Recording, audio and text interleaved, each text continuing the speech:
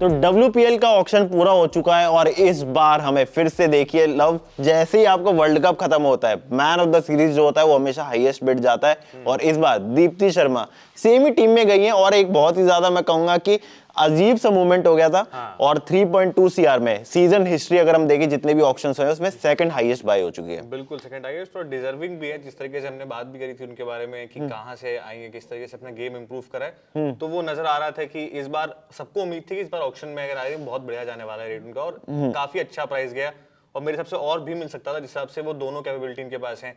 Wicket भी छिटका के देती हैं आपको और रन जिस तरीके से नीचे आगे बना के देते हैं आपको, वो भी बहुत बढ़िया रहता है। और कोई उनके लिए देखिए ज्यादातर हमने देखा है ऐसे प्लेयर्स के लिए बिडिंग वॉर होती है, कोई बिडिंग वॉर नहीं हुई। 50 लाख में यहाँ पर ले लिया था दिल्ली कैपिटल्स ने। सरप्राइजिंगली 50 लाख में ऐसा हो भी गया था क्योंकि मुझे लगा था जिस तरीके से वर्ल्ड कप में परफॉर्मेंस आई थी स्पेशली फाइनल्स में, मुझे लगा था कि काफी टीम्स जाने वाली हैं, लेकिन 3.5 करोड़ में जो आरटीएम का जो रेट उन्होंने लगाया, हाँ, बिल्कुल सही लगा, 3.2 इतना तो CR मिलना ही चाहिए था उनको। बिल्कुल बिल्कुल। और इस बार की टॉप 22 में आपको बता दें अमेलिया कर्व जो पिछली बार मुंबई इंडियंस में थी उनके लिए भी आरटीएम लगा और 3 CR में उनको लिया गया। शिखा पांडे देखिए वेटरन प्लेयर है लेकिन इस बार भी उनकी वैल्यू बहुत है। दिल्ली कैपिटल्स के लिए पहले खेलती थी, 40 लाख उनका बेस प्राइस था लेकिन वो 2.4 CR तक गया।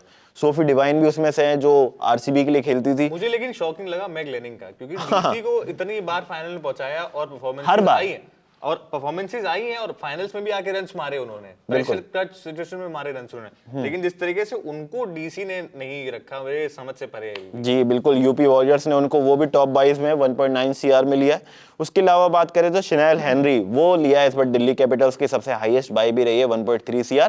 और फीबी लिचफील्ड ये मैं कहूंगा स्मार्टेस्ट बाय थी जो यूपी वॉरियर्स ने लिए।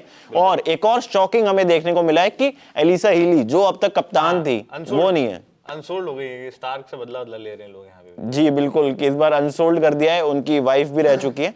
तो ये कुछ स्मार्ट बाइस थी। अब ओवरऑल टीम के लिए बात कर लेते हैं, वो रिटेन्ड प्लेयर्स अगर लव हम बताना चाहें तो वो देख लेते हैं कि किस तरीके से रिटेन्ड प्लेयर्स रहे थे। जी, और एक बार रिटेन्ड प्लेयर्स से पहले अगर डीसी के में देखेंगे कि किस तरीके से स्क्वाड रही हाँ, है, और फिर हम बात करते हैं। हाँ उसके बाद फिर हम रिटेन्ड प्लेयर्स जरूर बात करेंगे। शनेल हेनरी इनके लिए भी हमने जितनी उम्मीद नहीं करी थी उतनी ज्यादा बीडिंग और इनके लिए रही। 1.3 करोड़ विनिंग बिड थी इनके लिए और मुझे उम्मीद नहीं थी कि इतना चला जाएगा प्राइस, क्योंकि बहुत बड़ा नाम है। सच इंडिया में परफॉर्मेंस नहीं आई वेस्ट इंडीज के प्लेयर पे।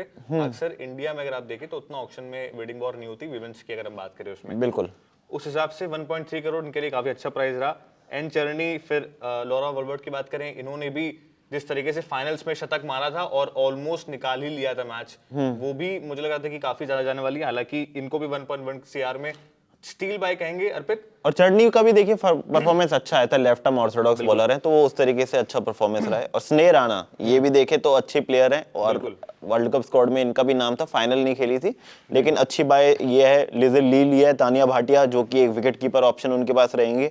नंदिनी शर्मा ये 20 लाख में, दिया यादव, ये कुछ नए नाम से जो अनकैप्ड प्लेयर हमें देखने को मिलेंगे। और एक ओवरसीज में लूसी हैमिल्टन। तो दिल्ली की स्क्वाड कुछ इस तरीके से जो ऑक्शन में इससे पहले अगर हम बात करें तो वो है जमाइमा जो सबसे महंगी 2.2 CR। स्नेह अगर हम बात करें तो इसमें यहाँ पे शिफाली वर्मा रहेंगी। एनाबेल सदरलैंड जो ऑस्ट्रेलिया की शानदार प्लेयर है। मैरिजन कैप साउथ अफ्रीका की अच्छी ऑलराउंडर और साथ ही साथ निक्की प्रसाद। ये पहले की आपको 5 प्लेयर्स और ओवरऑल अब देखें तो 15 की उनकी स्क्वाड पूरी हो मुझे तो चुकी है। बहुत मजबूत नजर आ रही है अगर आप स्क्वाड की बात करें। फिर उसके बाद गुजरात टाइटंस पे चलते हैं। सोफी डिवाइन एक और बड़ा नाम जिसकी उम्मीद थी कि काफी जाने वाला है, बट ठीक ठाक 50 लाख से शुरुआत होकर 2 करोड़ पे सिमट गई। बिल्कुल, और आरसीबी इनके भी पीछे भागी थी क्योंकि पहले आरसीबी के लिए खेलती थी लेकिन इस बार बाय किया यहाँ पे गुजरात ने। और अच्छा भी किया आरसीबी के लिए, ऐसा नहीं कि खराब परफॉर्मेंस आई है, लेकिन आरसीबी जो अच्छा करता है उसको छोड़ ही देती थी। हेलवेल टाइप मुझे याद आ गया। बिल्कुल बिल्कुल। लेकिन जॉर्जिया वेरम की बात करें, ये भी 1 CR तक गई। भारती फुलमाली इनका काफी नया नाम था और काफी लोग चर्चा कर रहे थे इनके बारे में और इनको भी 70 लाख तक प्राइस मिला। 30 लाख इनका बेस प्राइस था जी। उसके बाद काशवी गौतम, रेणुका सिंह, 2 फास्ट बॉलर ले लिए हैं। 60 लाख में रेणुका सिंह आपको मिल रही है, तो मेरे हिसाब से ये भी एक स्टील बाय है। और किम गार्थ, मतलब आपकी फास्ट बॉलिंग देखे तो गुजरात ने बहुत अच्छी रखी है। बिल्कुल बिल्कुल। यस्तिका भाटिया आपके पास, ये मुंबई से शिफ्ट हो गई अब से गुजरात। अनुष्का शर्मा, तीर्थ साधु, कनिका आहूजा, हैप्पी कुमारी, शिवानी सिंह, ये आज के इनके 22 रहे। अगर हम गुजरात टाइटंस की बात करते हैं रिटेन की, अगर आप बताना चाहिए अर्पित किस तरीके से? देखिए रिटेन में दो बड़े प्लेयर्स हैं यहाँ पे, बेथ मूनी जो ऑस्ट्रेलिया के लिए भी देखे काफी अच्छा प्रदर्शन करते आई हैं। अब उनका ये है कि पहले ओपनर रहती थी लेकिन अब मिड में आ चुकी हैं, अब वो मिडल ऑर्डर में अच्छा खेलती हैं। उनकी क्लीन हिटिंग बहुत हमने देखा है कि जब भी आता है मैच फंसा होता है तो वो हिटिंग उनकी देखने को मिलती है कि बहुत अच्छी तरीके से उनको एक्सप्लोसिव बैटिंग करनी आती है। बिल्कुल, लेकिन मेरे को लगता है गुजरात के लिए तो ओपन करती हुई नजर आ सकती अगर है। आती है तो बहुत अच्छी बात है, क्योंकि बेथ मूनी ने नाम कमाया ओपनिंग से अपना मेनली। बिल्कुल, और साथ ही रही है एशले गार्डनर जो सब कोई जानता है कि उनसे अच्छा ऑलराउंडर इस टाइम पे पूरे सर्किट में मुझे नहीं लगता कि कोई है। बिल्कुल। और अब आते हैं WPL की सबसे जबरदस्त टीम पे, मुंबई इंडियंस। मुंबई इंडियंस एक तरफा राज रहता है, आरसीबी ने हालांकि कोशिश करी है थोड़ा बहुत, लेकिन मुंबई 2 बार जीत चुकी है। 2 बार जीत चुकी है, तो मुंबई को कोई भी पछाड़ने में सक्षम नहीं है। और क्योंकि मुंबई ऑक्शन नहीं जीत जाती है। अमीला केयर की बात करें 3 करोड़ में इन्होंने ले लिया, 50 लाख इनका बेस प्राइस था। सजीवन सजना की बात करें, इनका दोनों पहले से मुंबई में थी, फिर से आएगी। बिल्कुल। शबनम इस्माइल की बात करें, ये भी मुंबई में ही थी। ये अपने प्लेयर्स को बैक करते हैं। हाँ, कि अगर हमने आपको रिटेन नहीं भी किया है, किशन को 14.5 करोड़ में दोबारा रिटर्न कर लिया था, खरीद लिया था, बाय बैक कर लिया था, तो मुझे लग रहा है कि ये मुंबई के अंदर थोड़ा ये है। अब पता नहीं सोफी डिवाइन क्यों। खैर, त्रिवेणी वशिष्ठा, रहीला फिरदौस, पूनम खेबनार, नल्ला रेड्डी, ये खिलाड़ी रहे कुछ। और उसके अलावा फिर अगर आप रिटेन बताना चाहें कौन कौन से रिटेन खिलाड़ी हैं? जी रिटेन प्लेयर्स के लिए बात करें तो यहाँ पे नेट सेवर ब्रंट है जो कि इंग्लैंड के लिए बहुत ही शानदार परफॉर्मेंस किया। उनका सबसे ज्यादा प्राइस है 3.5 CR, जो दीप्ति शर्मा और जो स्मृति मंदाना की बात करेंगे उनसे भी महंगी है। हाँ, ये क्लास है एक तरीके से। हरमनप्रीत कौर जो कप्तान इंडिया को अभी जिताया है वो 2.5 CR में है। हेली मैथ्यूज हैं आपके लिए, अमनजोत कौर उनकी भी शानदार परफॉर्मेंस थी, और जी कमलिनी इनके बारे में लोग कम जानते हैं लेकिन उन्होंने इमर्जिंग एशिया कप में काफी अच्छा परफॉर्म किया था, और वो हो सकता है कि अब आपको ओपनर बनते हुए नजर भी आए, इसलिए उनको 50 लाख में लिया है। बिल्कुल। और स्काउटिंग में जहां मुंबई आगे निकल जाती है ना, जब जो जिस तरह की इमर्जिंग टैलेंट्स को लेके आती है मुंबई, कहीं ना कहीं ये भी बहुत बड़ा इंपैक्ट प्ले करता है, क्योंकि आपने 30 लाख में सपोज ले लिया, जो डेविल ब्रेविस अभी सीएसके के लिए अब परफॉर्मेंस आ रही है, उनको एमआई ने बहुत पहले स्काउट कर लिया था, and same goes for her.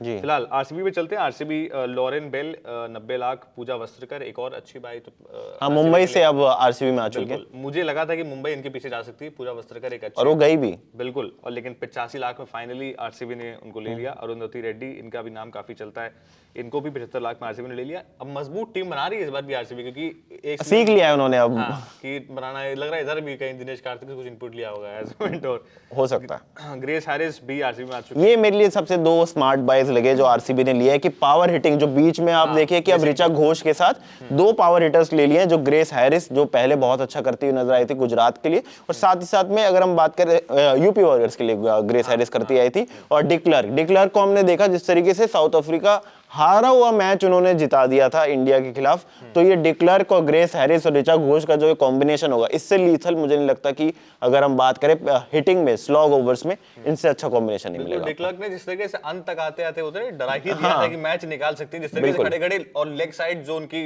Strong zone मुझे लगता है, ऑफ की बॉल को भी वो लेग में जाके इस तरीके से खेलती है और पावर हिटिंग प्रॉपर देखने को मिलती है। उसके अलावा आपको कुछ ऑड ओवर्स भी दे देती है, तो एक अच्छा ऑप्शन है। राधा यादव भी आरसीबी में आ गई, जॉर्जिया वॉल, लिंसी स्मिथ, प्रेमा रावत, गौतमी नलिक, ये नाम है आरसीबी के रिटेन्ड, अगर आप बताना चाहें। जी, अगर रिटेन की अगर हम बात करें तो यहाँ पे आपको स्मृति मंदाना देखने को मिलेंगी, ऋचा घोष जिनकी हमने अभी बात करी, एलिस पेरी जो एक बार सबसे ज्यादा फेमस है कि वो कांच तक तोड़ चुके हैं, जो स्पॉन्सर्ड अगर हम देखें तो कार खड़ी रहती है उसका, और श्रेयंका पाटिल ये काफी ज्यादा इमोशनल हो गई थी जब इनको रिटेन किया था, रोने लग गई थी ये, तो काफी ज्यादा इमोशनल रही है ये, टीम के साथ अच्छा परफॉर्म भी किया। तो ये आरसीबी से काफी इनको ज्यादा लाइमलाइट भी मिली है, इंडियन टीम में भी पहले आरसीबी में आई, उसके बाद फिर इंडियन टीम में मौका मिला, वहां से उनको काफी मौका मिला है। आखिरी टीम यूपी वॉरियर्स की बात करते हैं, अच्छी टीम इन्होंने बनाई है, दीप्ति शर्मा चली गई है, मतलब, और मुझे था कि आरटीएम तो यूज कर लेना चाहिए भैया, एक लौता अच्छा खिलाड़ी था, तुमने रिलीज कर दिया था, लेकिन 3.2 करोड़ इन्होंने ले लिया। शिखा पांडे 2.4 करोड़, मैगलेनिंग अच्छी कप्तान बन सकती है अगर इनको बनाना चाहते हैं आप। फीबी लिचफील्ड इन्होंने लिया 1.2 करोड़ में, एक अच्छी हिटर है, ये भी अच्छे ओपनर है। आशा शोभना आरसीबी में अच्छा किया था इन्होंने, लेग स्पिनर है। बिल्कुल। सोफिया एगल्स्टन ये भी आपके लिए अच्छी स्मार्ट बाय रहेंगी। डियांड्रा डॉटन, किरण नेवगिरी, हरलीन देवल, ये भी एक अच्छा इंक्लूजन मेरे हिसाब से। हरलीन देवल भी आने वाले टाइम में बहुत पोटेंशियल है, आपको अच्छे रन मारती देख सकती है। क्रांति गौड़, क्लोई टायरन, शिप्रा गिरी, सिमरन शेख, तारा नोरिस और सुमन मीना। क्योंकि देखिए इन्होंने रिटेन सिर्फ एक ही प्लेयर को किया था, सिमरन सहरावत, और वो मुझे पता नहीं आप लोगों को शेफाली के साथ उनकी जोड़ी अच्छी लगी थी मर्जिंग एशिया कप में, लेकिन उसके बाद से कुछ ऐसा अच्छा परफॉर्म वो करते हुए नजर आई नहीं है। वो उनके लिए एक इकलौती रिटेन प्लेयर है, उसके अलावा पूरी स्क्वाड बनानी थी, इसलिए यूपी वॉरियर्स ने अच्छे प्लेयर स्काउट किए थे और वो दिख भी रहा है कि एक्लिस्टन हो, चाहे मैगलेनिंग हो, शिखा पांडे, फ्यूबी लिचफील्ड, तो ये प्लेयर्स दीप्ति शर्मा के साथ एक अच्छा कॉम्बिनेशन बना सकते हैं और मुझे लगता है कि इस बार यूपी वॉरियर वो जा सकती है फाइनल में। बिल्कुल, यूपी वॉरियर का लग रहा है, मुझे लग रहा है कि एमआई और यूपी वॉरियर हाँ। का चल सकता है कि इनका फाइनल्स होने वाला है। एमआई पहले से ही काफी स्ट्रांग थी, हरमनप्रीत की कैप्टनसी स्किल्स जो हैं वो डे बाय डे इंप्रूव होते होते अब तो पीक पे हैं, प्राइम पे हैं, वर्ल्ड कप जीत के आ रही है। यूपी वॉरियर्स में इस बार मैग लेनिंग है, तो उम्मीद है कि डीसी की जगह इस बार यूपी वॉरियर्स आपको जाती हुई नजर आ सकती है। जी, तो ये था पूरा ऑक्शन का लेखा जोखा। और देखिए अब इंडिया और साउथ अफ्रीका की सीरीज भी शुरू होने वाली है, तो स्पोर्ट्स से जुड़ी हुई सारी आपको जानकारी मिलेंगी। Keep watching DNA.